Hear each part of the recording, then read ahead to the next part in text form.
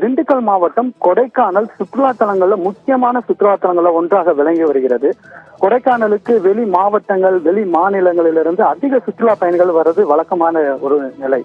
இந்நிலையில பாத்தீங்கன்னா தொடர் விடுமுறை, அதாவது தமிழ் வருட பிறப்பு, வார விடுமுறை போன்று 4 நாட்கள் தொடர் விடுமுறையின் காரணத்தினால கொடைக்கானல் உள்ள சுற்றுலா தலங்கள்ல அதிக சுற்றுலா பயணிகள் குவிந்து வருகின்றன. குறிப்பா பாத்தீங்கன்னா பசுமை பள்ளத்தாக்கு, தூண்பாறை, குணா குகை, பைன்மரக்காடுகள், மோயர் சதுக்கம் போன்ற சுற்றுலா தலங்கள்ல அதிக சுற்றுலா பயணிகள் குவிந்து வர்றதுனால அப்பகுதியில போக்குவரத்து நெரிசல் மிகவும் பாதிக்கப்பட்டு இருக்கு. இது மட்டும் இல்லாம கரெக்டா பசுமை பள்ளத்தாக்குல இருந்து மோயர் சதுக்கம் வரைக்கும் 5 கிலோமீட்டர் வரைக்கும் வாகனங்கள் வரிசை கட்டி மிக ஆமை வேகத்துல நகர்ந்து வரும் நிலை ஏற்பட்டிருக்கு.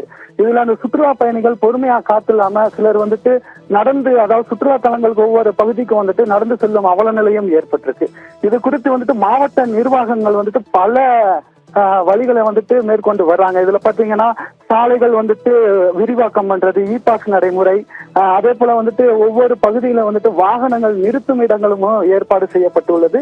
இருந்த போதிலும் சுற்றுலா பயணிகள் கொடைக்கானலுக்கு வரும்பொழுது, சுற்றுலா தலங்களுக்கு செல்லும் போது இது மாதிரியான போக்குவரத்து நெரிசலை சந்தித்துதான் செல்ல வேண்டிய ஒரு நிலைக்கு தள்ளப்படுறாங்க.